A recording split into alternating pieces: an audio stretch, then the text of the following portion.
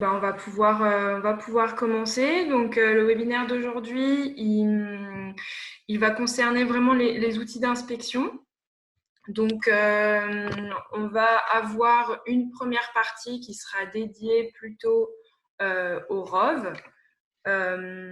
Donc, toujours la présentation pour ceux qui participent régulièrement à la présentation d'Escadrone, hein, pour ceux qui ne nous connaîtraient pas. On aura une partie sous-marin avec l'intervention de Giuseppe, notre expert ROV. On aura aussi une partie inspection de surface avec les bateaux. Donc là, pareil, toujours intervention de Giuseppe qui vous fera une présentation de cette partie-là. Et on pourra ensuite passer sur la partie aérienne. Donc, je vous ferai une présentation des différentes caméras d'inspection disponibles sur la gamme de chez Digi. Et enfin, on passera à la partie questions-réponses. Donc, aujourd'hui, on a également un invité, Alexandre Landry, d'Agence Drone, qui va nous parler un petit peu de lui et qui va pouvoir nous présenter son activité et ainsi que les cas d'application qu'il a pu rencontrer dans le cadre de l'inspection. Et puis, c'est parti. Je vais commencer avec la présentation d'Escadrone. Donc, moi, je suis Tiffany Rousseau. Je suis chargée de la commercialisation des drones aériens chez Escadrone. Donc, Escadrone, on est une entreprise créée en 2014 dont le rôle est d'accompagner les entreprises à l'intégration de l'outil robotique autonome au sein de leur activité. Donc, l'activité va se découper en plusieurs pôles. On va avoir une première partie avec la commercialisation de machines professionnelles, avec notamment la distribution sur la partie ROV de la gamme Deep Tracker, une marque canadienne. Sur la partie bateau, on aura une distribution via Batidrone Solutions, une entreprise française. Et sur la partie aérienne, on va distribuer des produits de chez Delair, une entreprise française également, et de chez Digi, une marque chinoise. On a aussi une grosse part de recherche et de développement pour adapter les machines à des besoins spécifiques comme de la recherche, avec une part de conception, avec de la conception sur des drones aériens et une partie conception sur un bateau notamment. La deuxième activité, ça va être la partie formation, avec les formations au métier du drone, que ce soit le permis obligatoire pour pouvoir piloter des machines en milieu professionnel ou des spécialisations comme la photogrammétrie ou la thermographie. Je vais maintenant laisser la main à Giuseppe. Bon, bonjour à toutes et bonjour à tous. En tout cas, super. Merci en tout cas pour la présentation. Je suis très ravi d'être là. Donc, je suis Giuseppe Grassano. Je suis en charge chez Escadrone du développement de l'activité marine, sous-marine et terrestre. En l'occurrence, concernant les drones sous-marins que l'on appelle plus communément des ROV pour Remotely Operated Vehicles, en fait, ce sont des véhicules télécommandés qui sont inoccupés, qui sont reliés à un opérateur en surface. Les informations de contrôle et de pilotage, en fait, vont transiter par l'intermédiaire d'un câble ombilical qu'on appelle également une longe. Grâce à leur faible encombrement, leur déploiement rapide, leur robustesse et surtout leur facilité d'utilisation, les ROV en fait permettent de remonter facilement des images afin d'évaluer les dysfonctionnements et des dommages et ainsi gagner un temps précieux sur les travaux à effectuer. La société Escadrone est très heureuse en fait d'avoir été choisie par Deep Tracker pour être son distributeur officiel sur le territoire français, les DOM-TOM et également les pays francophones. Depuis avril 2019, nous nous employons à promouvoir la gamme lors de démonstrations ou encore de salons professionnels. La société Deep Tracker en fait a été fondée en 2010 au Canada. Elle est présente aujourd'hui dans plus de 85 pays. L'entreprise est rapidement devenue un acteur majeur dans la robotique d'inspection sous-marine avec un démarrage très rapide sur le marché de l'aquaculture. Deep Tracker propose également une gamme de drones terrestres en complément de ces drones sous-marins qu'on appelle plus communément des crawlers, qui vont permettre notamment d'inspecter des conduites, assurer la surveillance de canalisation, d'eau usée et eau pluviale. Les drones terrestres sont également très utiles pour les inspections à distance et les travaux de nettoyage sur les coques de bateaux. Certains crawlers sont équipés de roues aimantées, comme vous pouvez le voir à l'image, pour se déplacer verticalement. Vous allez pouvoir également les équiper d'un jet haute pression pour nettoyer les surfaces les plus dures ou encore les équiper d'un outil d'aspiration pour les opérations de nettoyage. Deep Tracker propose en fait aujourd'hui deux modèles de ROV qui sont conçus pour fonctionner en eau douce et en eau salée. En l'occurrence, le DTG3 et le DT Révolution. En fait, chacun des modèles intègre des batteries internes qui les rendent en fait facilement transportables sans qu'il soit nécessaire de disposer d'une alimentation électrique en surface ou encore de batteries externes. Au rang des améliorations, le fabricant en a profité également pour rendre plus facile et plus sûr le pilotage à distance en intégrant des capteurs intelligents pour apporter plus de confort dans le pilotage du ROV.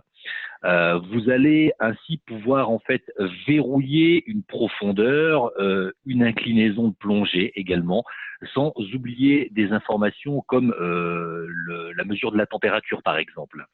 Sur la radiocommande qui vous permet de piloter à distance votre ROV, Deep Tracker a également intégré plusieurs types de connexions, notamment un port Ethernet pour faciliter les mises à jour à distance. Vous avez également un port micro HDMI qui va permettre en fait de brancher un écran déporté qui est très utile pour éviter que tout le monde regarde sur l'écran du contrôleur qui est de 7 pouces. En l'occurrence, vous allez pouvoir installer juste à côté de vous un écran déporté pour faciliter notamment le visionnage des images. Vous avez également deux ports USB qui ne sont pas des détails parce qu'en fait, vous allez pouvoir brancher un micro USB qui va permettre notamment, lorsque vous déclenchez l'enregistrement d'une vidéo, de pouvoir en fait commenter vos images et ainsi gagner un temps considérable, notamment par rapport à vos rapports de mission. Le ROV DTG3 est un sous-marin qui est polyvalent, qui est agile et très maniable. Il est équipé de deux propulseurs et il est capable d'atteindre une vitesse de 2,5 nœuds et résister à des courants d'environ 2 nœuds. Le ROV DT Révolution, lui, offre des fonctionnalités supplémentaires, notamment au niveau de sa puissance grâce à ses 6 propulseurs, et cela peut s'avérer très utile, notamment pour les utilisations offshore et dans de forts courants. Le DT Révolution est capable d'atteindre une vitesse de 3,5 nœuds et résister à des courants d'environ 3 nœuds. Ce qu'il faut savoir, c'est que ces drones sous-marins, en fait, sont évolutifs, dans le sens où vous allez pouvoir ajouter des équipements optionnels afin de répondre aux besoins spécifiques de vos problématiques. Vous allez pouvoir notamment leur ajouter des lumières additionnelles lorsque vous œuvrez dans des environnements qui sont confinés et très sombres. Vous allez pouvoir également rajouter un outil de mesure laser qui s'avère très efficace si vous souhaitez en fait dimensionner des tailles d'objets ou des tailles de fissures.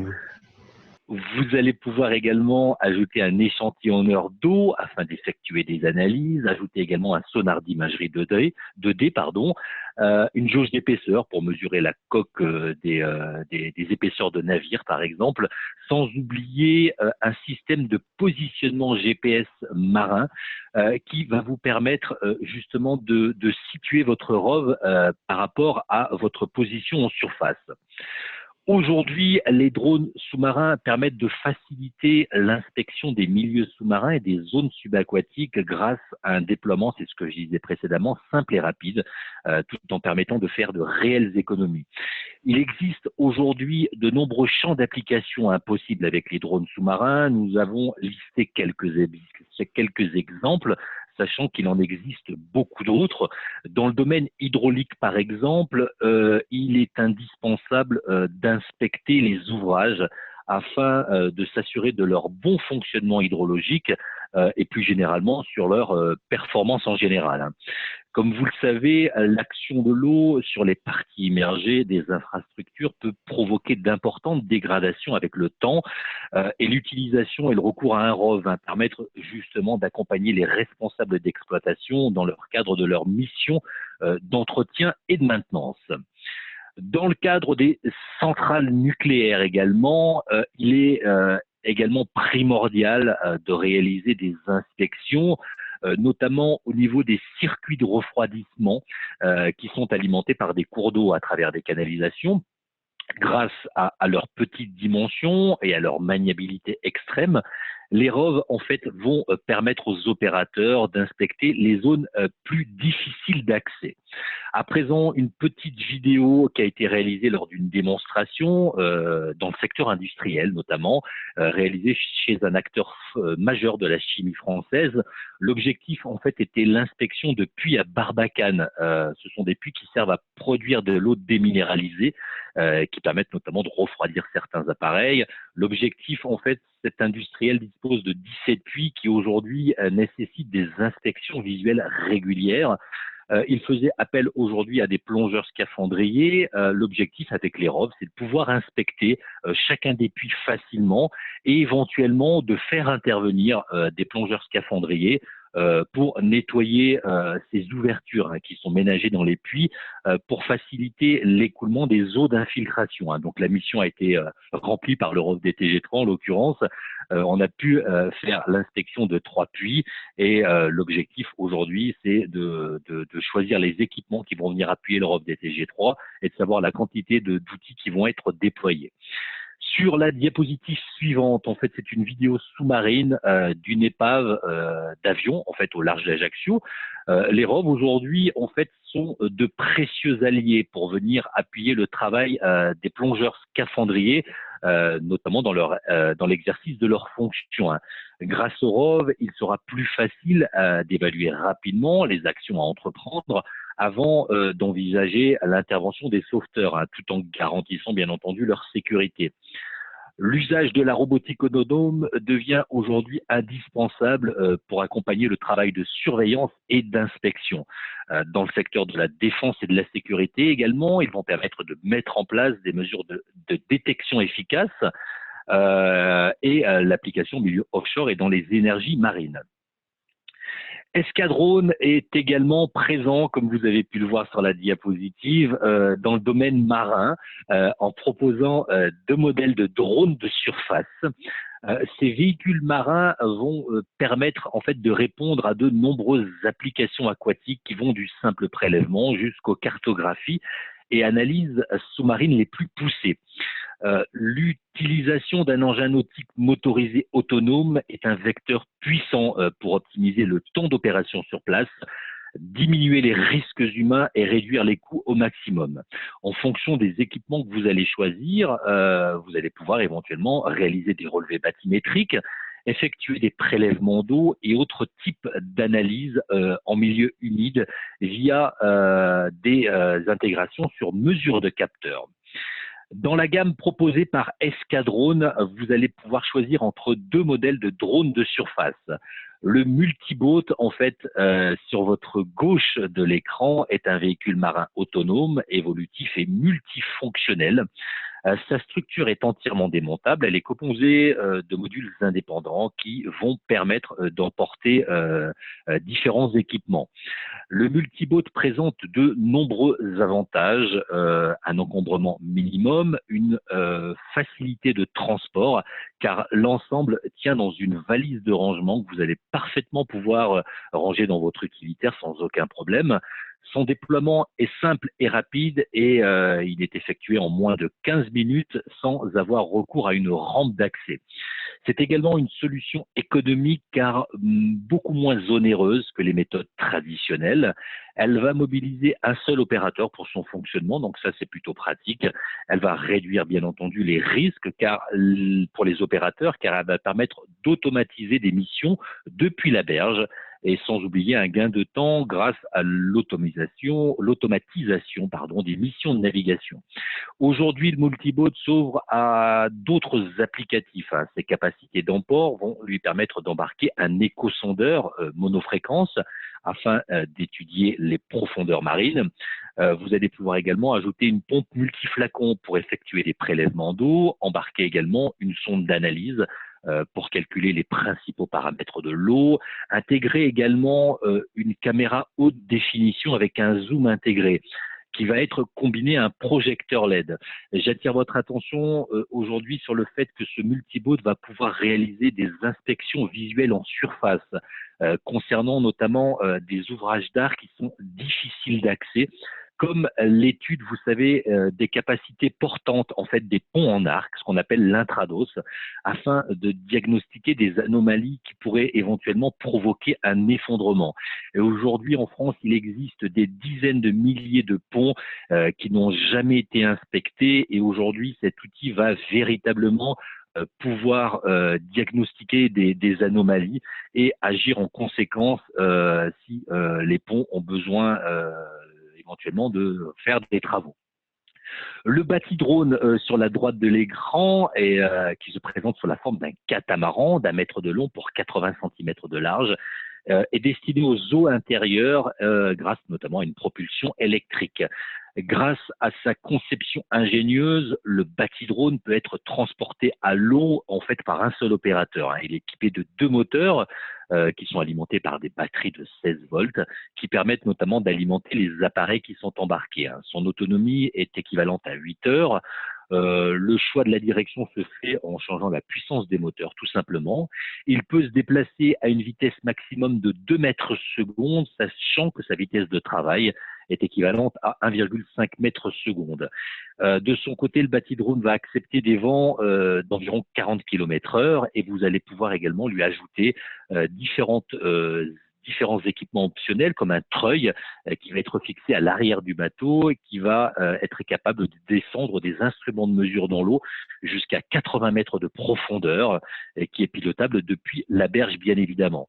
Vous allez pouvoir l'équiper également d'un système de prélèvement de sédiments grâce à une benne de prélèvement toujours actionné par le treuil automatique et également un système de prélèvement d'eau en flaconnage tout simplement.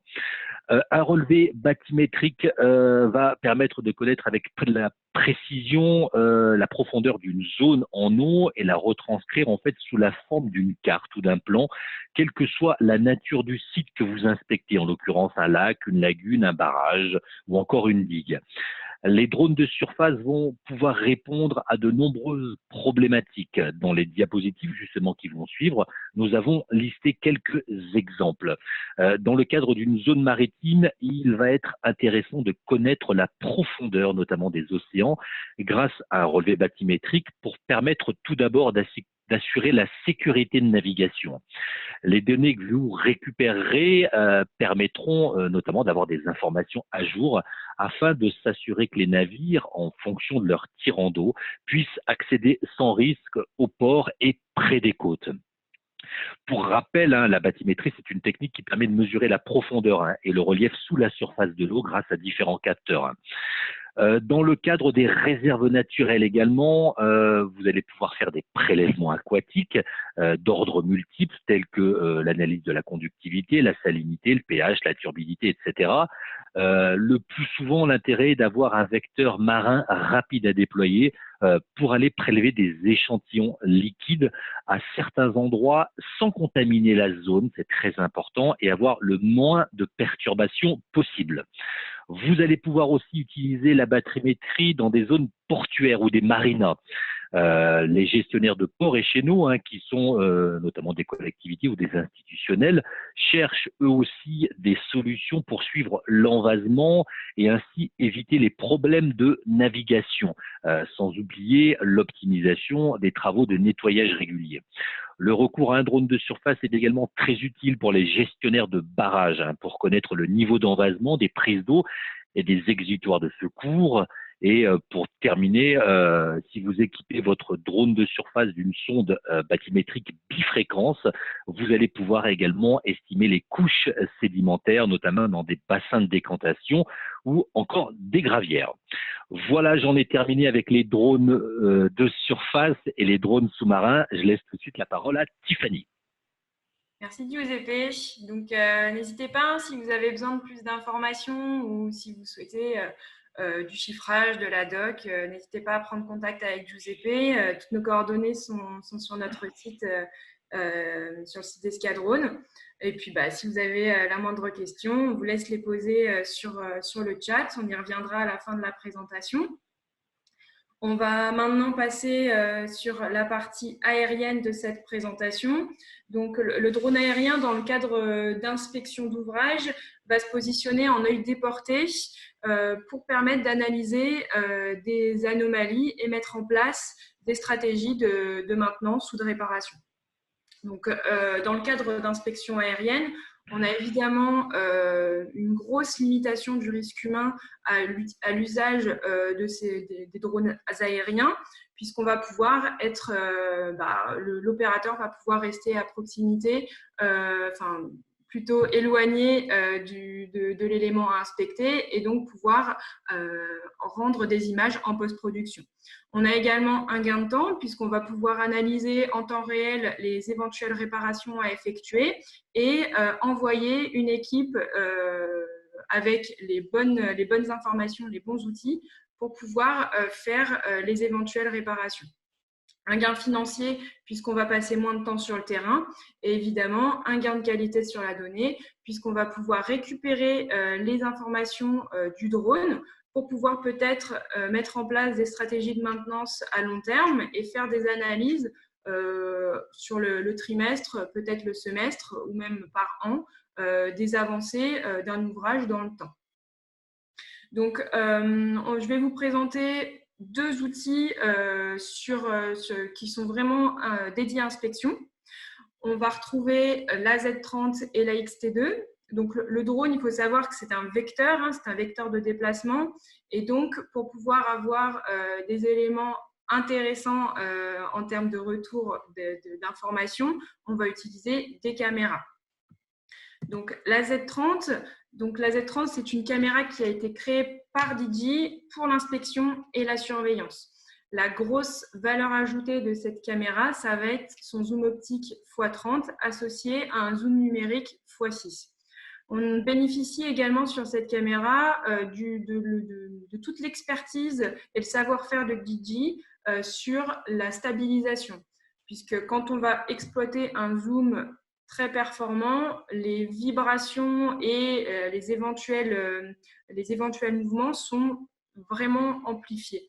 Ce qui va permettre, grâce à cette technologie de stabilisation, de réduire ces effets de vibration. Un exemple ici d'une démonstration qu'on a fait pour la société Enedis sur l'inspection de lignes électriques. Donc, le but, c'était de savoir si les lignes électriques étaient bien dégagées et en bon état. Ça peut servir dans le cadre, par exemple, de tempêtes, d'orages ou d'opérations d'élagage, par exemple. Savoir quelles sont les zones à prévoir. Là, on se rend compte qu'on n'est quand même pas tout à côté et que du coup, on a la possibilité d'analyser des zones extrêmement éloignées. Typiquement, là, on est sur du coup une centrale où on va pouvoir analyser les différents éléments peut-être soit modifiés, soit en maintenance, soit réparés, etc. La deuxième vidéo, ce sont des tests qu'on a effectués à Grenoble. Si la vidéo veut bien coopérer. Voilà. Donc, ce sont des tests qu'on a effectués à Grenoble, donc de nos anciens locaux pour l'analyse d'une antenne, l'antenne du Moucherat. C'est une antenne qui est située à vol d'oiseau à 21 km à peu près, donc une certaine distance. Je vais vous la mettre en accéléré, ce sera peut-être plus agréable. Ce sera moins long. Voilà. Hop. Désolé.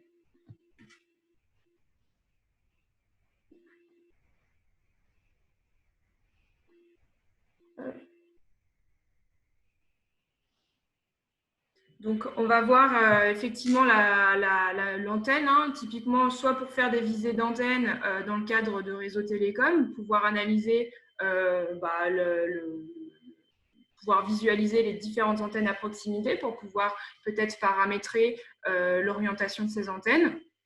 Là, on voit à quoi elles ressemblent et vous allez voir qu'on arrive relativement bien à la distinguer à cette distance. De là à effectuer des opérations de maintenance, on reste assez loin, mais par contre, on arrive très bien à la distinguer.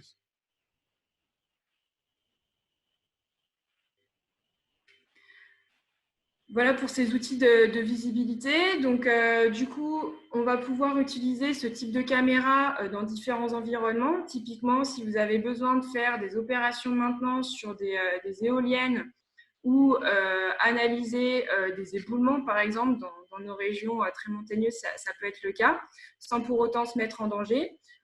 Giuseppe parlait de ponts sur sa présentation. C'est aussi des outils qui sont très utilisés sur ce type d'inspection, puisqu'on va pouvoir analyser les piliers de pont sans pour autant devoir faire appel à des cordistes pour pouvoir détecter des éventuelles anomalies. Donc là, on était sur des inspections, sur des outils d'inspection visibles. On va pouvoir également faire appel à des outils d'inspection thermique, comme la XT2. Décidément, voilà.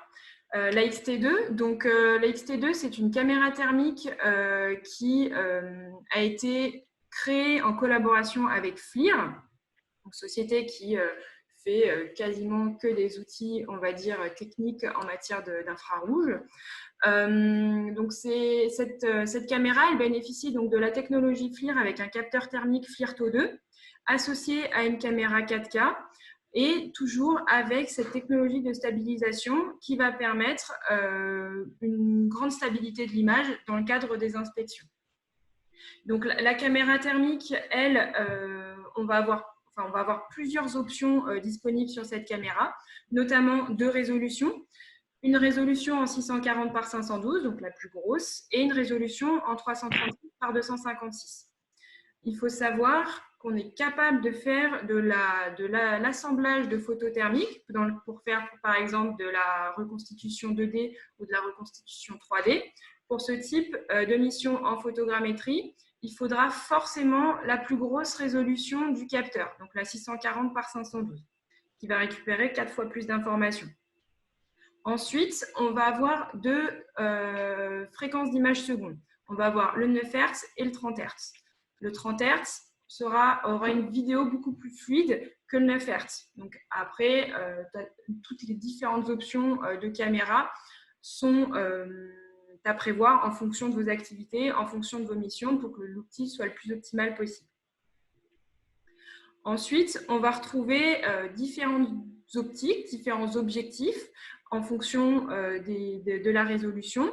Sur la 640, vous allez retrouver du 13, du 19 et du 25 mm, tandis que sur la 336, vous allez retrouver du 9, du 13 et du 19 mm. Le plus petit objectif sera un grand format, tandis que plus vous resserrez, plus vous allez être focus sur l'élément à inspecter. Donc, la caméra thermique XT2 bénéficie de différents modes disponibles. Donc, elle reste pilotable par l'intermédiaire de l'application DJI Pilot. Vous allez avoir le temp alarme qui va permettre de notifier en temps réel si des objets dépassent une température qui a été paramétrée. On va avoir également le heat track qui va permettre de verrouiller l'orientation de la XT2 sur un objet, sur l'objet le plus chaud de votre zone de mission. Le FLIR MSX, donc là, on est sur de la superposition de l'image thermique et de l'image visible, puisqu'on le verra, l'image thermique, on n'a pas des contours très nets. Donc, le fait de superpositionner cette image visible va permettre de bien détailler les éléments de la mission et le retour vidéo pour pouvoir inspecter de manière plus claire les informations. Le temp check qui va permettre de mesurer en temps réel la température d'un point à l'écran ou d'une zone sélectionnée. Le quick track on va faire un focus sur un élément avec la XT2 et tout au long de la mission, la XT2 va rester focus sur ce point donné. Les isothermes, eux, vont permettre de paramétrer une plage de température et ensuite, tous les éléments qui sont dans cette plage de température vont ressortir à l'écran. On va voir un petit peu après les différentes palettes de couleurs qui existent pour permettre, encore une fois, de faire ressortir différents éléments, différentes températures en fonction de vos missions. Et enfin, l'image dans l'image. Donc là, vous allez pouvoir avoir... ce n'est pas de la superposition, hein, ça veut dire que vous allez pouvoir visualiser en temps réel l'image thermique et l'image visible, ce qui permet d'éviter de louper d'éventuelles informations lors de vos missions d'observation. Donc, je parlais des palettes de couleurs, hein, c'est les différentes palettes disponibles sur le paramétrage de la XT2. Vous allez vous rendre compte au fur et à mesure de l'utilisation que certaines sont plus bénéfiques dans telle mission, que d'autres sont plus agréables dans des missions de surveillance ou d'inspection, des missions de surveillance, pardon. Donc voilà, après, ce sont des paramétrages à effectuer en fonction de ce que vous souhaitez faire ressortir. Il faut savoir que dans l'inspection thermique, il y a quand même un certain nombre de prérequis à respecter, notamment par rapport à la réflexion de la lumière sur les surfaces. Une surface métallisée ne va pas renvoyer la même information de lumière qu'une surface mate. Du coup, les surfaces métallisées vont peut-être vous donner être moins précises dans le retour d'informations thermiques. Ensuite, il y a les conditions météo auxquelles il faut faire extrêmement attention, puisque si vous êtes sur des conditions météo très ensoleillées, très peut-être caniculaires, vos informations de température peuvent peut-être être un peu faussées par la chaleur, ou au contraire faire des missions sur des surfaces d'ombre. Vous allez avoir forcément une surface un peu plus froide, mais ce sera lié qu'à cette ombre, que l'ombre projetée par les différentes conditions météo. La distance à l'objet, qui est aussi un élément très important, puisque plus vous allez être proche de votre objet à inspecter, plus l'information de température sera fiable, tandis que si vous vous éloignez, il y a différents éléments qui vont rentrer en jeu et qui vont rendre cette information un petit peu moins précise. Et enfin, l'émissivité des matériaux. Chaque matériau va renvoyer la lumière d'une manière différente. Ce qui fait que si vous faites une inspection sur de l'aluminium, du bois, du béton, du métal, votre information de température ne sera pas forcément la même. Là, on a un exemple ici avec deux photos. Donc une photo dans le visible, une photo en thermique, avec des scotch positionnés sur la tasse. Et on se rend compte que, alors le liquide à l'intérieur est chaud, hein, et on se rend compte que les informations de lumière renvoyées ne sont pas les mêmes. Quelques exemples pour finir d'inspection thermique. Donc là, on est sur une inspection de pylône, de pylône électrique. On va pouvoir faire des opérations de maintenance ou d'analyse. Si c'est froid, peut-être qu'il n'y a pas de fonctionnement possible, ou au contraire des questions de surchauffe, et donc de pouvoir faire un focus thermique sur différents points à analyser. La caméra thermique, elle est également très utilisée dans les champs de panneaux photovoltaïques, puisqu'on va pouvoir analyser de manière rapide des éventuelles cellules défectueuses pour pouvoir mettre en place les opérations de maintenance. On peut également faire de la modélisation de ces champs, donc typiquement faire de l'orthophoto, de la modélisation 3D, pour pouvoir mettre en place un suivi dans le temps de ces différentes opérations de maintenance. Pour finir, alors il y a encore une vidéo après, mais on a cette partie modélisation 3D qu'on a effectuée de nos anciens locaux. Donc on a toutes les informations de données thermiques, hein. Donc on se rend compte quand même qu'on est sur une bonne qualité d'image. Après, encore une fois, ça se fait avec les grosses résolutions de caméra, hein, c'est un élément très important puisque le thermique en reconstitution va demander beaucoup plus d'informations, beaucoup plus de recouvrement que sur la partie visible. Et enfin, un exemple d'une acquisition thermique, retour vidéo, où on va très bien distinguer les fenêtres, les différents éléments de contour. Donc, c'est grâce au flux MSX que vous avez tous ces contours qui sont plutôt nets. Et on va avoir la possibilité de distinguer des éventuelles déperditions de chaleur, des éventuels défauts sur de la façade, de la fenêtre ou de la toiture.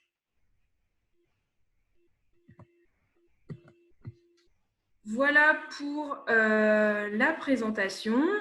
On va pouvoir passer à la partie questions-réponses. Et juste avant, je vais laisser Alexandre Landry, donc d'Agence Drone, se présenter son activité et puis éventuellement répondre à vos questions.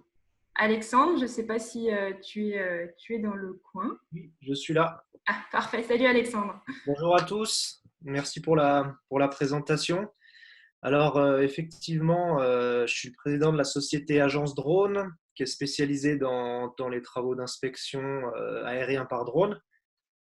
Donc, effectivement, on utilise chez Agence Drone la caméra la Z30 pour l'inspection visible et la caméra XT2 pour tout ce qui est thermographie. Alors, l'avantage qu'on a avec le Matrice 210, c'est qu'on peut utiliser les deux caméras en même temps. Donc, ça peut être très pertinent dans certaines situations. Et ça fait un peu plus d'une année qu'on utilise ces outils-là et c'est vrai qu'ils ont vraiment une plus-value très, très, très, très intéressante dans beaucoup de situations. Alors, si par exemple, je prends l'exemple de la Z30 sur le terrain, on peut travailler sur plusieurs types d'inspections, comme l'inspection d'antennes. Alors pour certains drones, c'est assez difficile de travailler proche des antennes parce qu'il y a beaucoup de perturbations électromagnétiques. Donc l'avantage d'avoir un fort zoom, c'est qu'on peut inspecter de loin. Et ça, c'est très pertinent sans mettre en danger le déplacement de l'outil et du drone. Pour tout ce qui est inspection de… Alors, attendez, je vais partager mon écran parce que j'ai… Voilà. Comme ça, vous verrez mieux.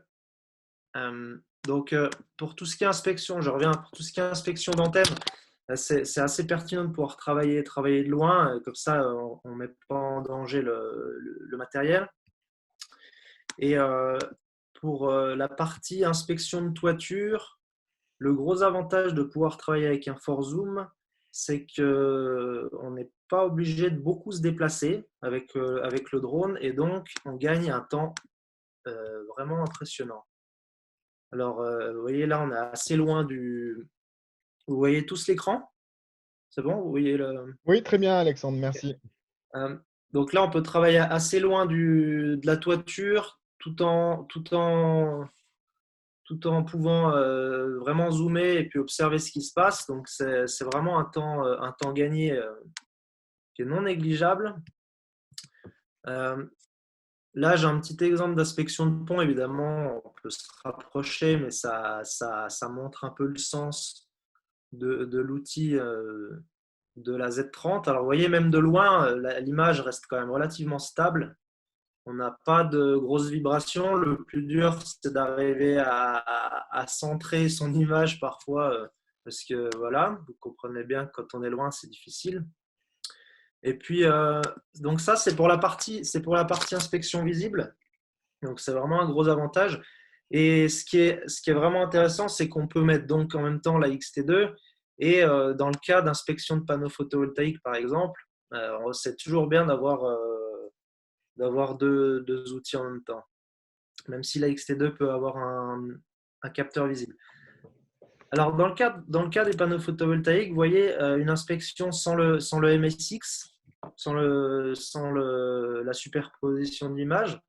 Donc, on voit déjà très bien, la résolution est vraiment bonne, c'est vraiment un outil fabuleux. Et si j'utilise l'inspection MSX, on arrive assez facilement à avoir le détourage de chaque élément. Peut-être, Alexandre, si je peux me permettre, c'est pas très centré, nous, ce qu'on voit. Je pense que dans ton partage, tu partages la fenêtre du dossier. Ah, Donc, il ok. faut soit que tu empiles la vidéo exactement sur ton dossier, soit sinon, il faut. Je pense que le plus simple, c'est que tu. Ça, c'est bon? Non, Est-ce que là, c'est on la voit mieux pas. là?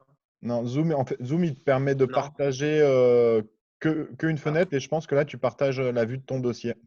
ah bah, attendez. Si tu veux, tu peux, si tu superposes, je pense, la vidéo à ton dossier, on devrait la voir, nous, dans le. Il y a la possibilité d'arrêter le partage et de reprendre le partage sur l'écran ou le bureau. Alors, un instant. Je vais revenir. Voilà. Voilà, Là, là, par on voit exemple, plein écran, là, là. Merci, là, Alexandre. là, j'ai le cas d'une inspection de panneau photovoltaïque avec le MSX. Vous voyez que on détourne quand même relativement bien les différents panneaux. Si je prends le cas, je vais essayer de vous montrer sans le MSX. Du coup, vous avez loupé pas mal d'éléments alors. J'ai pas. On les apercevait assez bien sur la Z30, même si c'était pas en plein écran. D'accord. Donc ça, c'est de l'inspection de panneaux photovoltaïques sans le MSX. Alors, vous voyez que la résolution, elle est quand même assez intéressante, même s'il n'y a pas le MSX. Je vais retourner sur d'autres. Pour la partie XT2, l'intérêt aussi, c'est tout ce qui est déperdition d'énergie. Alors, on a le cas, par exemple, d'ici d'une copropriété de 22 appartements. L'objectif était de déterminer les déperditions d'énergie. Alors, effectivement, comme il y en a 30% qui partent par le toit, c'est quand même assez intéressant de pouvoir le faire par drone. Et grâce à la forte résolution de la XT2, mais aussi à sa précision de détection qui est inférieure à 5 centièmes de degré, on peut travailler dans des plages de température extérieure qui sont plus élevées que la plupart des capteurs thermiques qui sont sur le marché. Tiffany, tout à l'heure, parlait de la réflectivité des matériaux. Alors, vous voyez, dans cette partie-là, on a une toiture en tôle. Et vous voyez qu'on ne peut pas se fier aux températures qui sont affichées parce que finalement, c'est le retour du ciel qu'on voit. Donc, c'est vrai qu'il y a beaucoup de critères à prendre en compte quand on fait de la thermographie pour les déperditions d'énergie notamment. Alors, après, l'avantage donc de la partie XT2, c'est donc d'avoir la superposition, enfin l'image visible et l'image thermique, pouvoir justement scroller entre les deux, et donc ça permet de pouvoir identifier facilement un élément qui pourrait poser problème dans le. Alors, je maîtrise pas très bien du coup le partage d'écran sur. Du coup, je vais essayer de faire de mon mieux. Voilà la différence entre donc l'image visible et l'image thermique. On peut beaucoup plus facilement déterminer une zone sensible, une zone qui a besoin d'intervention.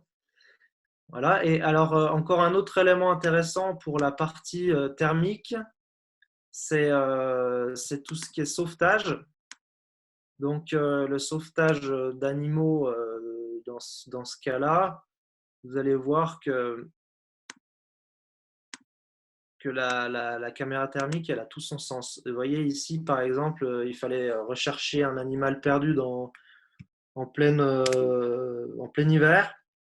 Donc, c'est quand même assez difficile de détecter quelque chose. Tandis qu'avec la partie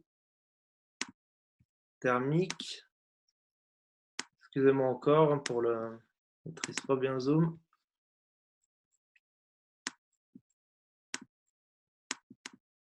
avec la caméra thermique, vous voyez, il n'y a pas de problème pour rechercher n'importe quel élément.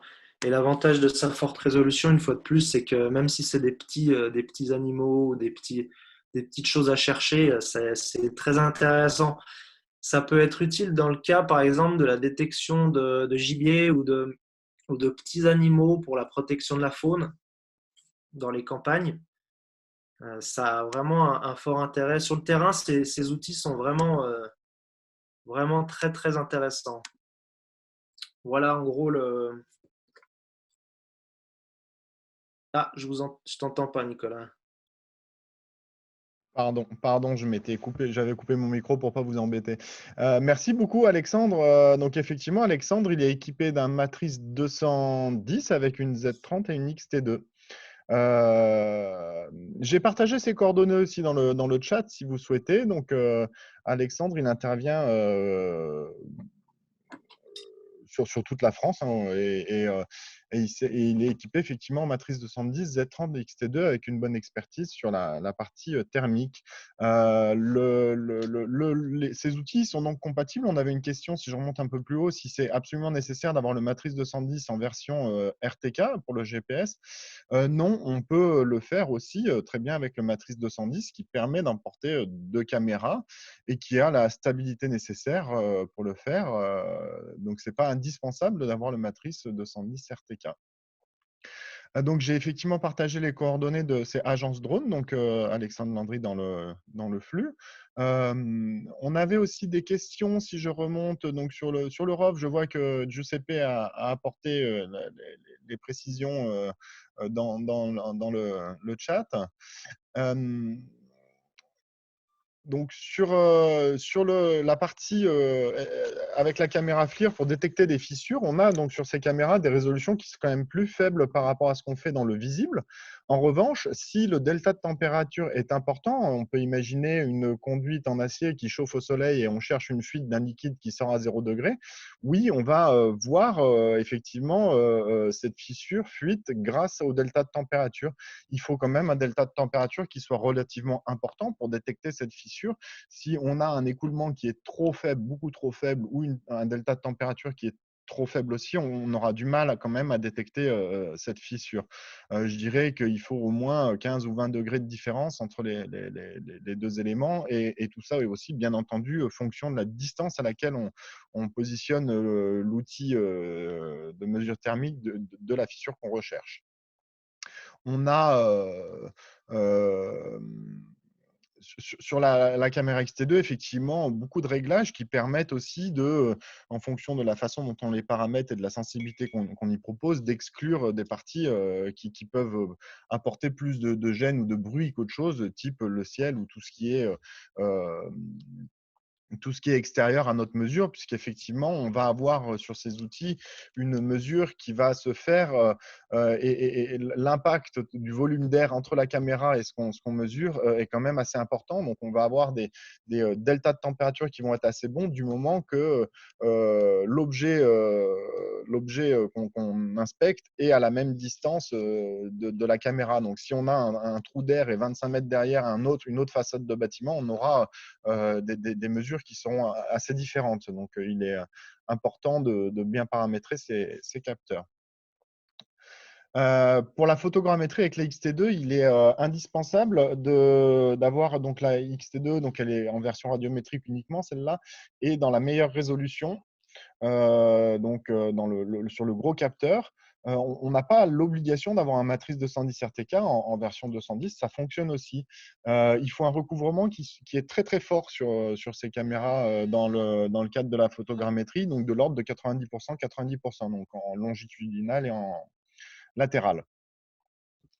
C'est des outils qui sont compatibles avec les produits DJI, donc qui ne sont pas compatibles, par exemple, avec les outils de Unique. Unique propose aussi un capteur visible et un capteur thermique. C'est également compatible avec le Matrice 600 Pro, aussi bien la Z30 que la XT2.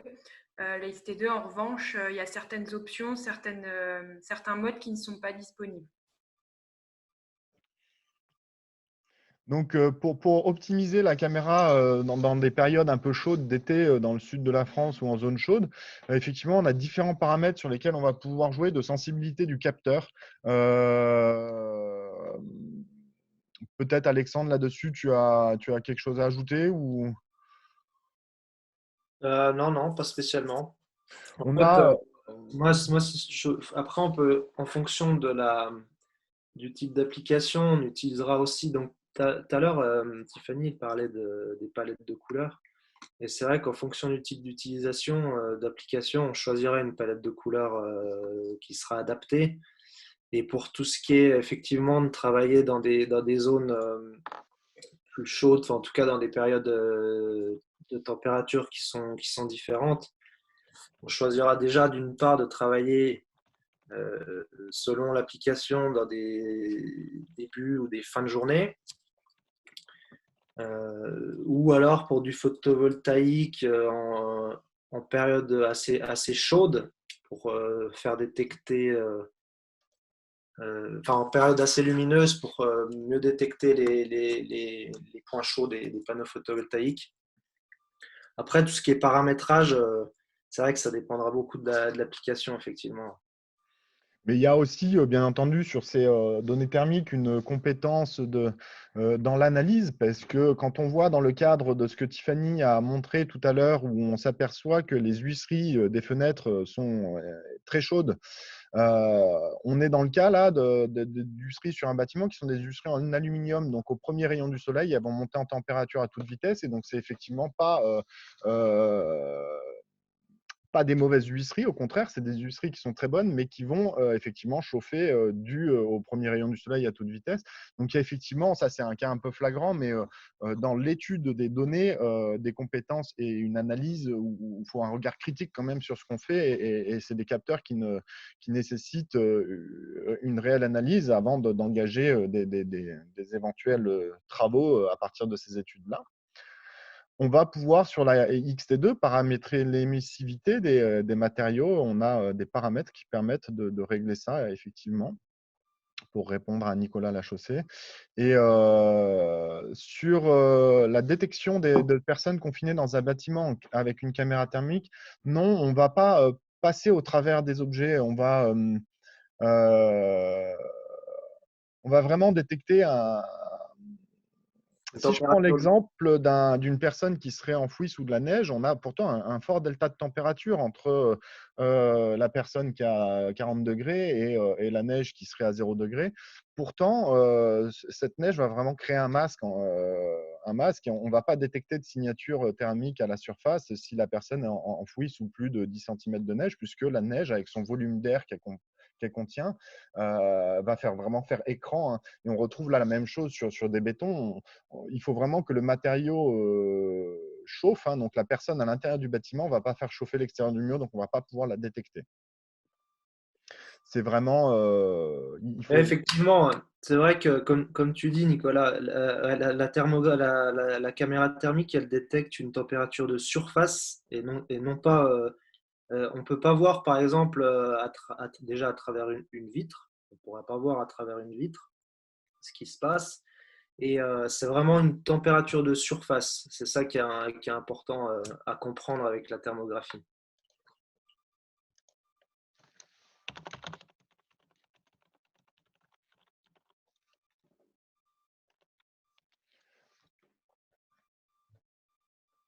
Quel serait l'avantage d'avoir un matrice 210 RTK avec la XT2?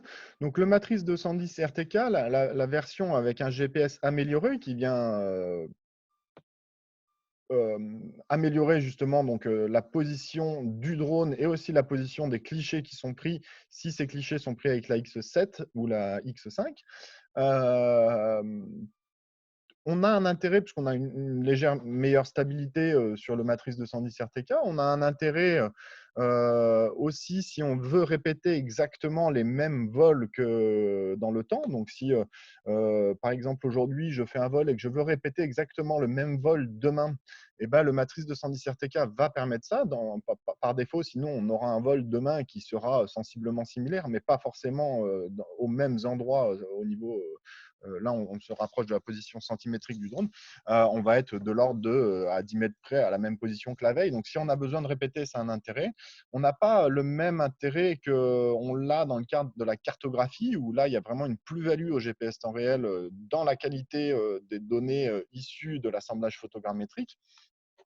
Sur le cas d'un usage XT2, ça va être plutôt sur le positionnement du drone, sur la capacité de répéter des vols, sur la stabilité. On gagne un petit peu en stabilité, donc ça peut être aussi un petit plus dans le cadre de l'usage avec la Z30 par exemple, où effectivement, quand on a un très fort zoom et que le matériel dévie d'un quart de degré, effectivement, à l'écran, dans ce qu'on inspecte, effectivement, ça dévie plus fortement, mais la plus-value, elle est surtout sur la répétabilité. Effectivement, les photos géotaguées, donc uniquement dans le cadre de la X7 ou de la X5, puisque ça nécessite aussi d'avoir le Time 5 qui est tout un algorithme de DJI qui vient géotaguer le centre du capteur photo en prenant en compte le bras de levier des nacelles. Ça, aujourd'hui, ça ne marche pas sur la XT2, donc c'est vraiment un intérêt sur la X7 ou sur la X5 qui sont des capteurs visibles, mais le matrice 210 RTK n'a pas une réelle plus-value au niveau position centimétrique de la photo de la XT2. On note, nous, dans notre clientèle, que c'est souvent associé des projets qui sont, même si le 210 RTK peut avoir des intérêts, après c'est à identifier dans vos projets, hein, mais en tout cas, c'est souvent des matériels qui sont utilisés ou en inspection, ou en secours, ou en recherche, associés à des matrices 210, oui, en version normale.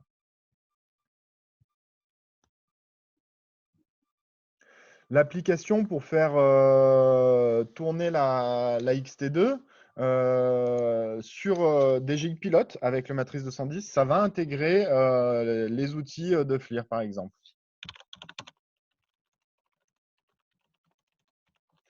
Donc, c'est bien avec l'application DJI Pilote qui est compatible sur le Crystal Sky de DJI, sur lequel on va paramétrer la XT2. Si on remonte un peu dans le temps, à l'époque, on avait deux applications différentes, une pour le vol thermique uniquement. Aujourd'hui, tout ça s'est mergé dans DJI Pilote et ça permet la gestion de la Z30 et de la XT2.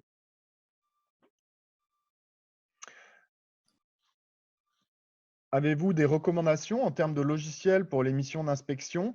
Donc, les matrices 210 en version 2 aujourd'hui, ils sont compatibles avec DJI Pilote. Ça permet, DJI Pilote, il permet à la fois le vol manuel, la gestion des capteurs embarqués, et il a aussi la possibilité de créer des vols automatiques. Il permet d'intervenir sur l'ensemble du besoin. Après, si on a besoin d'aller plus loin aujourd'hui, l'avantage de Pilote, c'est qu'il va intégrer la gestion de la XT2. On a d'autres outils qui permettraient de faire des vols automatiques, mais qui ne vont pas forcément intégrer la gestion de la XT2.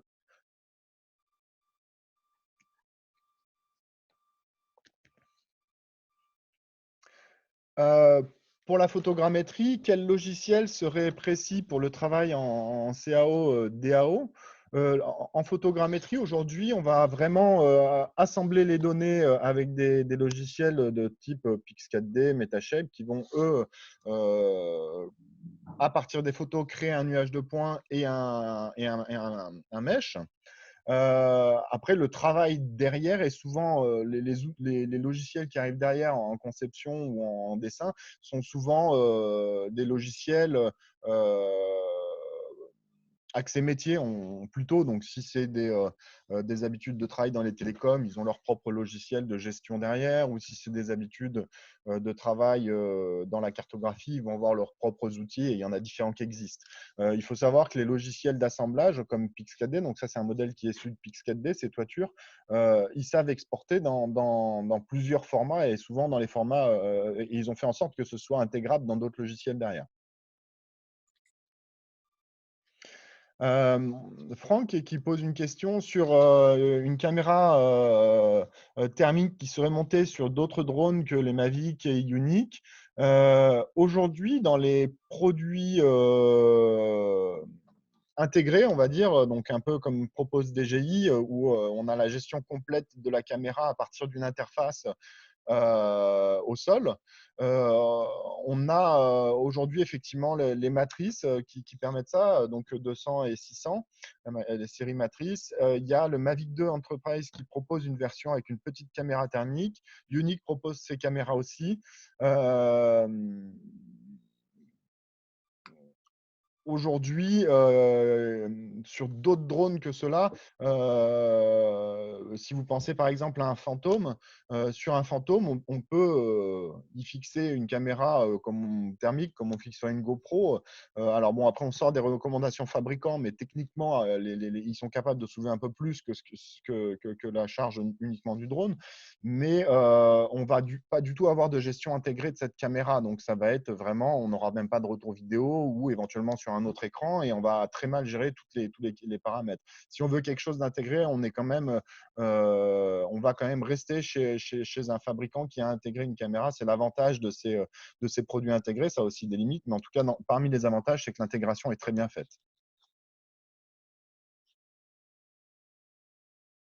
Est-ce qu'on a déjà bindé une radiocommande cadreur et une télécommande pilote sur un matrice 210 RTK et une Z30? Oui, le matrice 210, pas forcément RTK, mais la série matrice, en tout cas, permet d'associer une radiocommande cadreur. Donc, ça permet à un deuxième opérateur d'avoir le contrôle sur la nacelle. Cette radio-cadreur, elle va fonctionner. On ne va pas pouvoir prendre les commandes du drone. Donc, le pilote garde les commandes du drone. Par contre, le pilote peut choisir de laisser les commandes de la charge embarquée à un cadreur ou de les reprendre. Et le cadreur peut aussi, lui, faire le choix de prendre la commande de la nacelle ou de la relâcher pour le pilote principal. Donc, on a la possibilité d'y associer une seconde radiocommande. Donc, le pilote va se concentrer sur la partie navigation du drone, ce qui peut être utile dans le cadre de l'inspection. On est souvent dans des environnements qui sont délicats ou encombrés, puisque c'est souvent l'idée d'utiliser le drone, c'est d'accéder à des zones qui sont complexes ou difficiles d'accès. Donc, on va se retrouver avec le drone dans ces mêmes conditions. Et effectivement, si on a une personne qui s'occupe uniquement du cadrage, et on va effectivement avoir une personne qui va pouvoir se concentrer vraiment uniquement sur ce qu'on recherche à inspecter. Est-ce qu'on est plutôt Unique ou DJI? Ces deux marques, nous, on note quand même que sur le marché, DJI a une part plus importante que Unique. Nous, on s'est assez bien parlé de la fiabilité du matériel DJI. On a distribué différentes marques depuis 7 ans. Et aujourd'hui, DJI est la marque où on est de loin, on a le plus faible retour en garantie. Alors, c'est aussi la marque la plus présente. Donc, si on cherche un problème sur un drone DJI sur Internet, forcément, on va tomber sur des problèmes parce que c'est aussi la marque la plus présente. En tout cas, nous, on note qu'au niveau des statistiques et du volume global qu'on fait, c'est des produits qui sont quand même très, très, très, très fiables et largement devant d'autres marques qu'on a pu distribuer. Donc, c'est un intérêt quand même certain dans l'exploitation de ces produits. Ils ont l'avantage aujourd'hui d'avoir gagné le marché mondial pour le moment, en tout cas. Donc, ils ont des utilisateurs qui les utilisent dans le désert, d'autres qui les utilisent dans des glaciers. Et ils ont la chance d'avoir des retours utilisateurs de toute la planète. Et effectivement, c'est des machines qui sont bien débuguées et qui sont adaptables à beaucoup d'environnements. Donc, c'est vraiment un avantage sur cette marque DJI. Donc, Franck, il précise que Unique a une qualité de retour thermique moins bonne que la marque FLIR.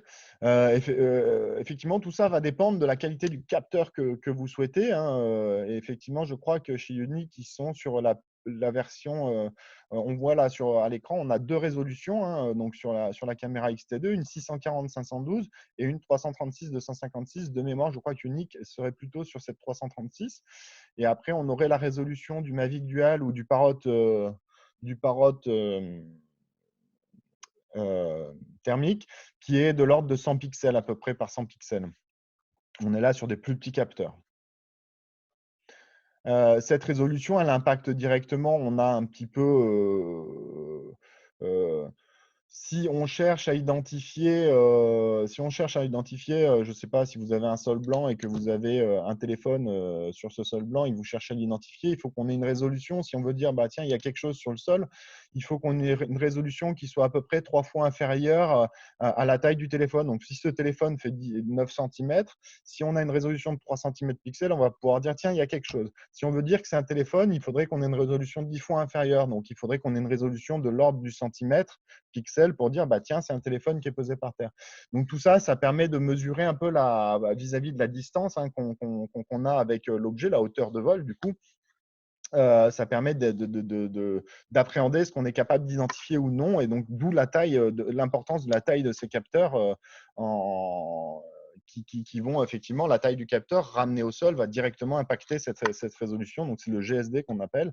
Et donc ça, c'est important d'avoir du coup des bonnes caméras pour ne pas être obligé de voler si on cherche, comme le faisait remarquer Alexandre tout à l'heure, avec la XT2 et le bon capteur, si on cherche quelque chose qui fait la taille d'un petit sanglier, on va pouvoir voler à 45 ou 50 mètres de haut avec le gros capteur. Si on a le Mavic Dual, il va peut-être falloir voler à 10 mètres du sol, et chose qui n'est pas forcément possible dans certains environnements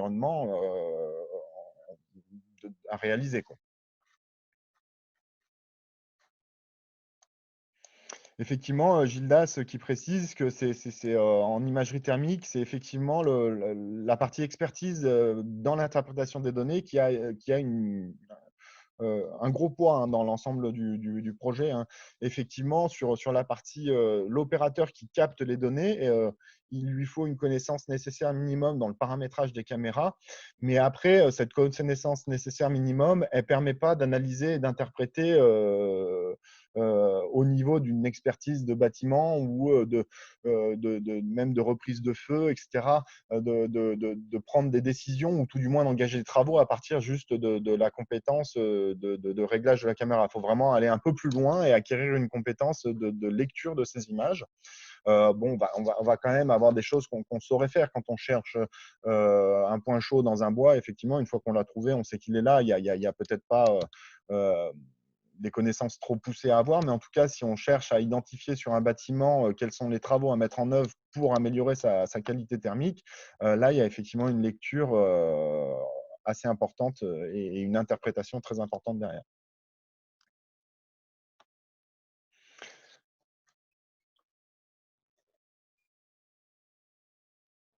Est-ce que la distance de vol peut jouer sur la qualité de l'image ou vidéo? Donc la distance, en fait, c'est vraiment la distance à l'objet qui joue sur la qualité. On imagine donc notre capteur photo qui est une cellule qui va représenter au sol. On va prendre avec la photo une distance au sol, donc une surface. On va avoir la hauteur et la largeur du capteur qui sont sur le drone, qui vont représenter au sol une longueur en latéral et en longitudinal. Donc, je ne sais pas si le capteur, il fait, alors, ce n'est pas du tout le cas, mais s'il faisait 10 cm par 10 cm et qu'au sol, la photo représente 100 mètres par 100 mètres, et ben, on aurait un pixel qui ferait 10 centimes. Chaque pixel, en fonction du nombre de pixels aussi qu'on a sur cette caméra, chaque pixel représente une longueur, et c'est vraiment cette taille de pixel qui est déterminante derrière dans l'interprétation de ce qu'on cherche, de soit ce qu'on cherche ou de l'assemblage qu'on souhaite en faire si on fait de la cartographie. C'est vraiment là-dessus qu'il y a une importance. Donc effectivement, avec une caméra donnée, plus on vole haut, moins on aura une bonne résolution et moins on sera capable d'identifier des choses. Donc la distance à l'objet qu'on analyse a une importance, oui. Par contre, la distance horizontale, le drone peut aller jusqu'à 5 km techniquement. Après, légalement, on a des limites qui sont avant. Mais en tout cas, cette distance-là, ce n'est pas la distance au retour vidéo qui détermine la qualité de ce qu'on enregistre.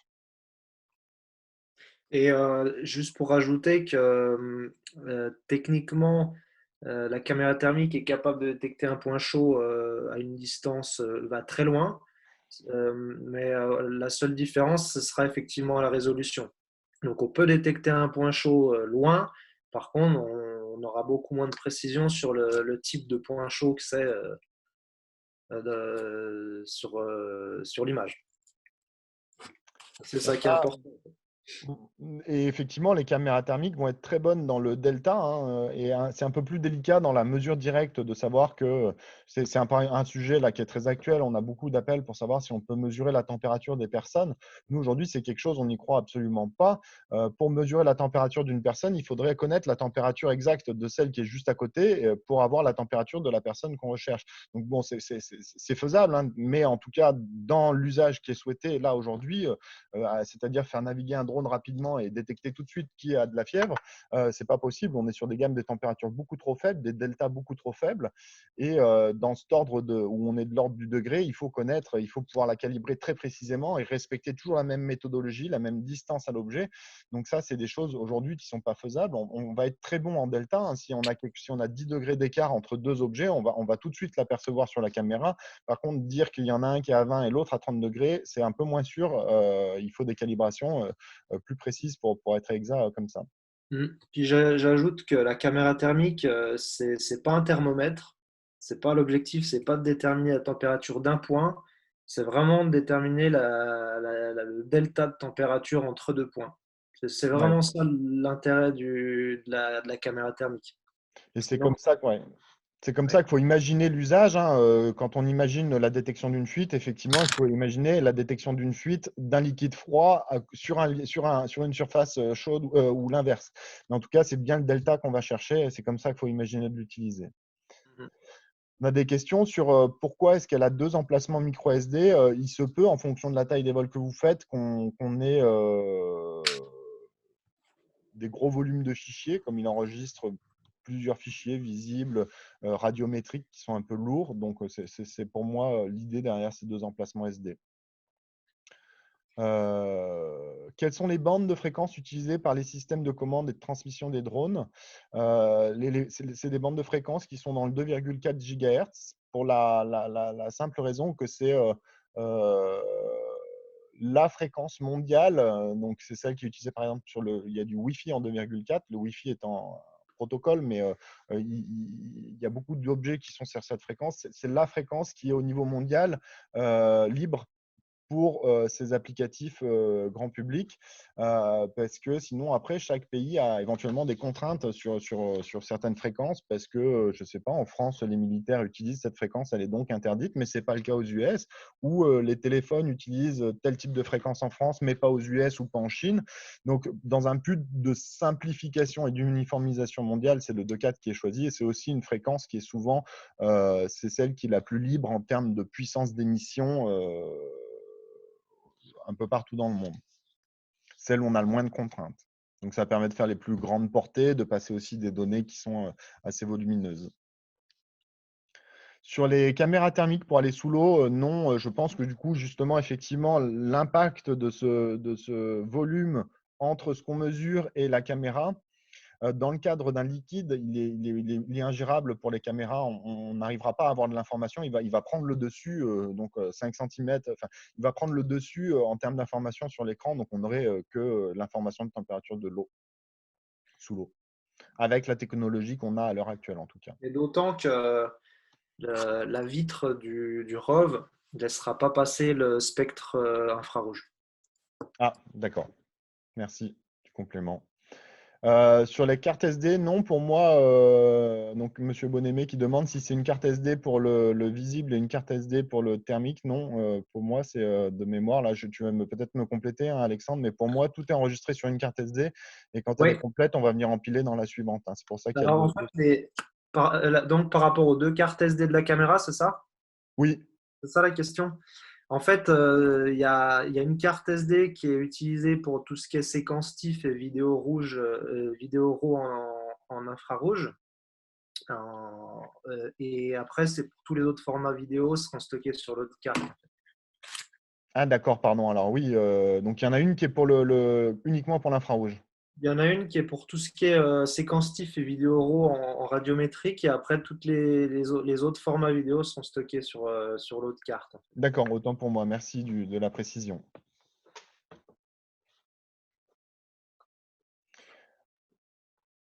avec une caméra thermique, peut-on voir une fuite d'eau ou quelque chose qui est enterré? Oui, il y a des essais qui ont été menés, par exemple, sur les réseaux d'eau chaude ou les réseaux de chauffage souterrains. Aujourd'hui, on arrive assez bien à détecter, si on est un peu tôt le matin, si on a une période où le sol est un peu froid, on arrive assez bien à détecter la position de canalisation chaude sous terre, puisqu'elles vont toute la nuit réchauffer le volume de terre qu'il y a autour. Et à la surface, en fait, on pourrait le faire aussi avec son doigt, toucher tout le parking ou toute la zone de bitume et chercher l'endroit le plus chaud, hein. Mais en tout cas, comme ça vient chauffer la surface, on arrive à détecter assez bien où sont positionnés des tuyaux, même jusqu'à des profondeurs qui vont jusqu'à 2 mètres, je crois. Parce qu'ils vont chauffer tout l'environnement et du coup, on va avoir une signature thermique à la surface de la position du tuyau. Ouais. C'est là où la XT2 elle est forte, c'est comme elle a une résolution thermique qui est très faible, donc de 5, inférieure à 5 centièmes de degré, on détecte très très facilement ces réseaux en fait enterrés. On a une autre question sur effectivement sous l'eau. Non, la caméra, effectivement, l'eau va venir vraiment faire un masque, hein, comme la neige le ferait sur une personne. L'eau va venir faire un masque qui est trop important. Et la caméra ne va pas détecter un poisson sous l'eau, par exemple. Encore faudrait-il être sûr que le poisson est plus chaud, j'en sais rien ça. Mais un mammifère qui serait sous l'eau, qui a une température un peu plus élevée que l'eau, on ne va pas le détecter. On va pas le détecter. L'eau va vraiment venir faire écran.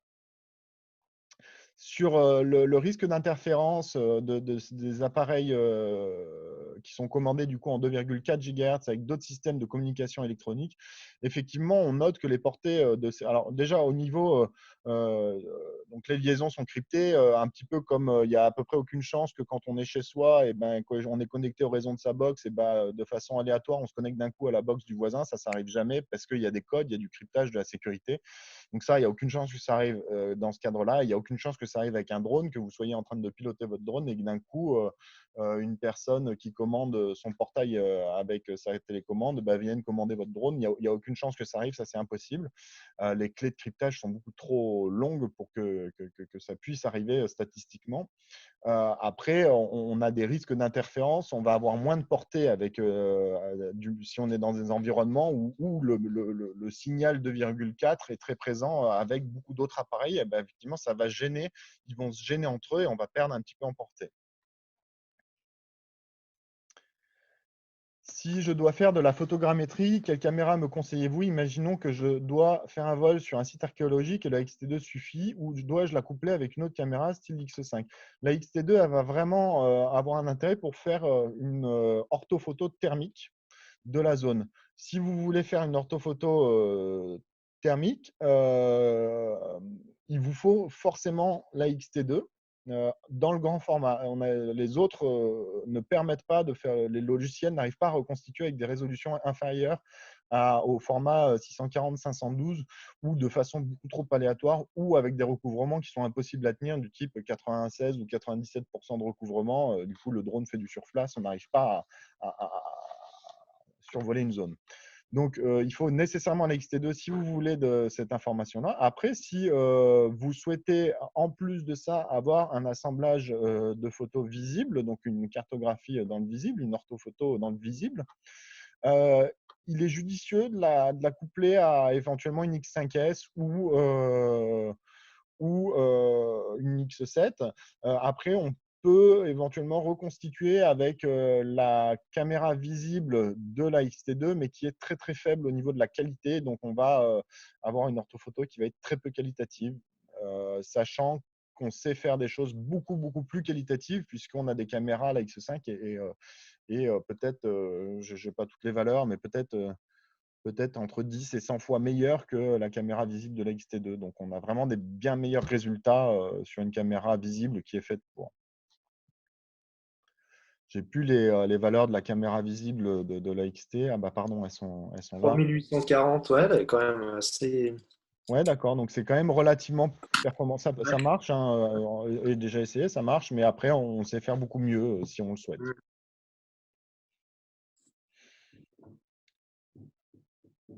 Est-ce qu'en vol automatique, les deux caméras prennent les photos en même temps? Oui, on peut cadencer les photos en parallèle en vol automatique, oui. qu'on ait soit les deux caméras, que ce soit les deux capteurs de la XT2, ou même si on y associe une autre caméra, hein, sur le Matrix, on peut mettre deux caméras en même temps, elles vont être cadencées en même temps. Donc on aura trop de recouvrement sur la partie vol avec la X5. Et bon, c'est pas forcément gênant.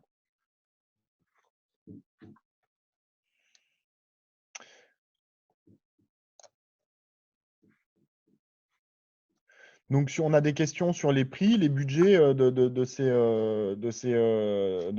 outils qu'on a présentés, Tiffany, elle est en charge de la commercialisation de tous les produits aériens qu'on a vus dans un second temps, et Giuseppe, qu'on a vu dans un premier temps, il est responsable de la commercialisation et de l'information technique aussi sur tout ce qui est gamme de surface et sous-marine. Donc, ils sont capables de vous présenter ça et de vous présenter des offres qui sont vraiment adaptées à vos projets. Sur ces deux types d'outils, on a beaucoup d'accessoires possibles, etc. Donc, on peut donner des budgets grosso modo, mais on n'est pas très précis. On va dire que le DTG3, on commence autour de 6 000 à 7 000 euros, mais je pense que c'est des packs qui ne sont pas suffisants pour travailler. Donc, on va plutôt être… mais après, bon, on commence à 6 000 à 7 000 et puis après, ça peut grimper un peu parce qu'on a, par exemple, des sonars qui peuvent coûter beaucoup plus cher que le vecteur. Donc, ça dépend vraiment de l'assemblage qu'on y met et de votre souhait derrière. Dans l'inspection visible, je dirais que pour démarrer en sous-marin, un budget de 8 000 à 10 000 euros paraît cohérent. Sur l'inspection thermique, on est plutôt autour de 15 20 000 euros. Mais pareil, on a plusieurs options, hein, mais c'est vraiment à dimensionner en fonction de vos projets, puisque sur le thermique aérien, on a aussi une solution en Mavic Dual, mais qui est plutôt peut-être axée secours et sécurité qu'inspection, mais qui peut, dans certaines mesures, quand même être utilisé en inspection. On n'en a pas parlé là, c'est le sujet de notre prochain webinaire, mais dans certaines mesures, ça peut être utilisé. Après, il y a des grosses limites. Donc, ça va varier vraiment. Les projets sont assez variables. Il faut vraiment qu'on dimensionne ça un peu précisément aux besoins, en tout cas. Une question de Eric sur les longueurs focales des caméras visibles. On a différentes focales qui sont adaptables sur les caméras visibles et on a différentes caméras visibles. On est souvent quand même un peu plus du côté grand angle, hein. On va essayer d'ouvrir pour avoir des bonnes couvertures et d'informations. Donc, on va… par exemple, la X5, c'est un capteur un micro 4 tiers. On a des optiques qui commencent à 12 mm, je crois, et qui vont jusqu'à 45. Sur la X7, on a des optiques qui commencent à 16 et qui vont jusqu'à 50, mais c'est un capteur qui est un peu plus gros qu'un capteur APS-C. Donc, ça va être équivalent à un 80 mm pour le 50. Bon, il y a la multiplication à faire, mais on est souvent un peu plus côté grand angle que côté zoom.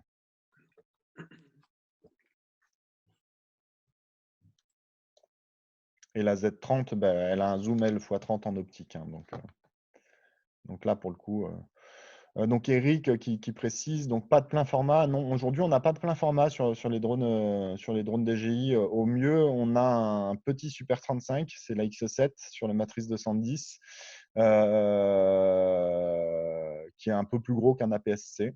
DJI travaille, donc DJI a investi et intégré une entreprise qui s'appelle Hasselblad il y a maintenant 4 ou 5 ans. Donc, c'est par exemple le capteur du Mavic 2.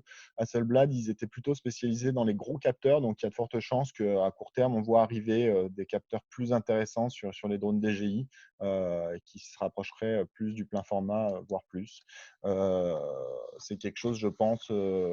dans la timeline de développement de DJI qui arriverait l'an prochain, mais peut-être sur d'autres drones que le Matrice 200, puisque ce serait forcément un petit peu plus lourd. Après, on a des possibilités d'intégration d'autres capteurs, d'intégrer n'importe quel capteur sur les outils Matrice 600 qui sont plus gros. On est un peu moins dans le ergonomique et simple d'usage. On sort un petit peu des gammes Mavic, Phantom, Matrice. On rentre un peu plus dans les gammes gros drones qui nécessitent une mise en œuvre un peu plus longue, mais Matrice 600, on s'est intégré des capteurs plein format dessus sans souci, que ce soit chez Canon, Sony, Nikon et j'en oublie. Mais en tout cas, ça, c'est des choses qui sont possibles, mais sur des plus gros drones. et donc avec une intégration qui est moins forte que ce que propose DJI. Quand les caméras sont intégrées par DJI, on a vraiment accès à l'intégralité des paramètres depuis le sol, à distance, chose qui n'est pas le cas quand on vient intégrer une caméra tierce sur un drone Matrice 600 de chez DJI, par exemple. On n'a pas accès à l'intégralité des paramètres. On est souvent cantonné à un retour vidéo et un déclenchement photo et ou vidéo. Mais on ne va pas régler la vitesse, les ISO, tout ça, ça va se régler au sol et après, on va pas les changer en l'air. Peut-on changer de caméra sur un drone on avait un webinaire qu'on a initié en premier qui est disponible sur notre chaîne YouTube. Vous retrouverez celui-là aussi par la suite. Là, dans l'idée du premier webinaire qu'on avait fait avec Tiffany, c'était de présenter l'ensemble de la gamme proposée par DJI. Cette gamme, elle comprend différents formats. La majorité des outils ont leur capteur intégré. On va pouvoir commencer à changer de capteur à partir du Matrice 210 ou de l'Inspire 2. Donc, c'est les capteurs qu'on a présentés aujourd'hui. Et après, pour la TV, vidéo, cinéma, c'est plutôt des capteurs un peu plus gros. Si c'est des capteurs plus gros qui sont souhaités, Alexa, Red, ça, c'est plutôt sur le Matrice 600 que ça va être intégré. Après, aujourd'hui, le milieu du cinéma, il est très friand de l'Inspire 2 avec la X7. Parce que l'intérêt de ces drones, quand même, c'est aussi dans le risque financier qu'on prend à faire évoluer ça. Quand on a une caméra, je ne sais pas, si on prend une caméra RED qu'on met sous un Matrice 600, on a quand même un ensemble qu'on fait voler avec l'optique qui est quand même assez onéreux et qui est limitant finalement dans le risque qu'on prend à faire les plans. Et en audiovisuel, ce qui est assez sympathique, c'est que c'est d'être près des objets et donc de prendre des risques en pilotant la machine. Et ça, c'est l'intérêt de l'Inspire 2 qui a un budget qui est plus limité que ces Matrice 600, qui est aussi un format plus petit et qui permet d'envisager des plans qu'on ne ferait pas avec les plus gros drones. Donc, pour le milieu du cinéma, c'est vraiment l'Inspire 2 qui est la référence avec la X7 aujourd'hui dans la captation aérienne pour le cinéma. Oui. Après, il y a d'autres. Le Mavic 2 aussi, dans une moindre mesure, est une bonne référence dans le milieu de l'audiovisuel à destination web, par exemple, ou petit écran. Ouais. La Z30 n'est toujours pas compatible avec l'Inspire 2 à ma connaissance.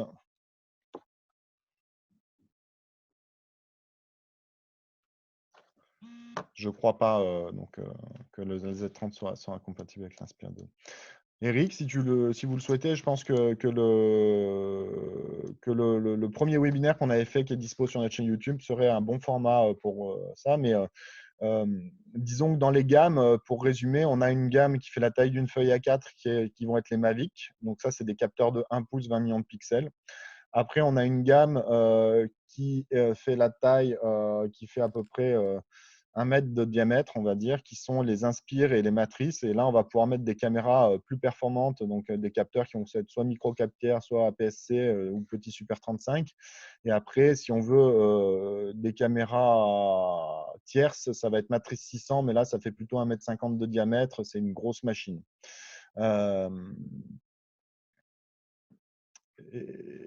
Effectivement, Matrice 600 pour les paysages et Inspire 2 pour des plans serrés, oui, on peut éventuellement penser ça comme ça, oui.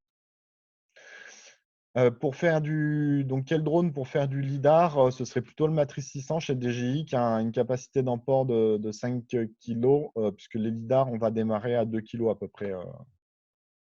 Donc, c'est des poids qui ne sont pas embarquables aujourd'hui par les autres gammes de DJI.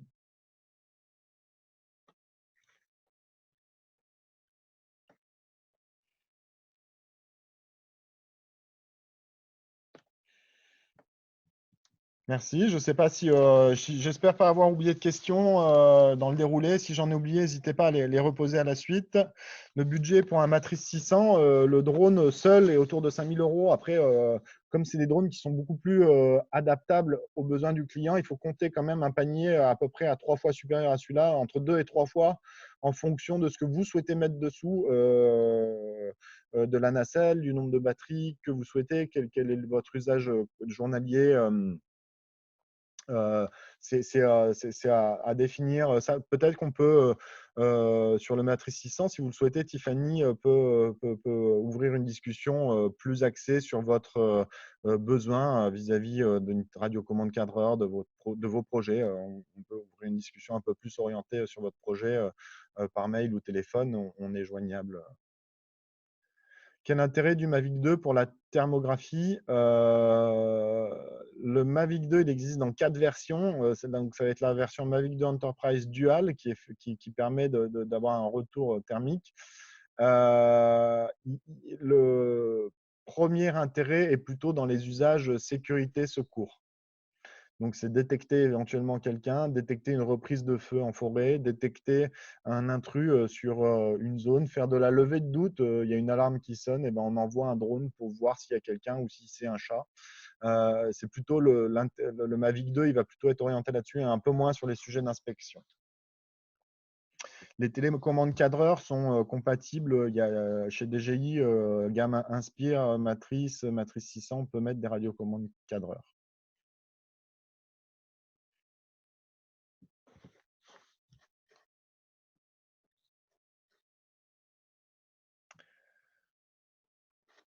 Très bien, je crois qu'on a fait à peu près le tour de vos questions.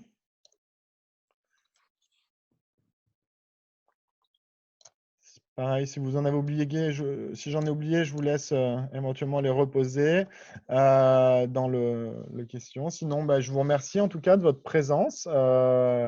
Je remercie Tiffany pour la préparation des slides et la présentation, Giuseppe aussi, et puis Alexandre pour son intervention. Donc, si vous souhaitez intervenir plutôt sur des formats prestations de services, n'hésitez pas à contacter Alexandre. Il y avait ses coordonnées dans le flux du chat. Je vous les remettrai. Je vais vous faire un petit mail de remerciement avec le replay donc, de ce webinaire et puis les coordonnées d'Alexandre aussi. Merci beaucoup. À bientôt. À bientôt.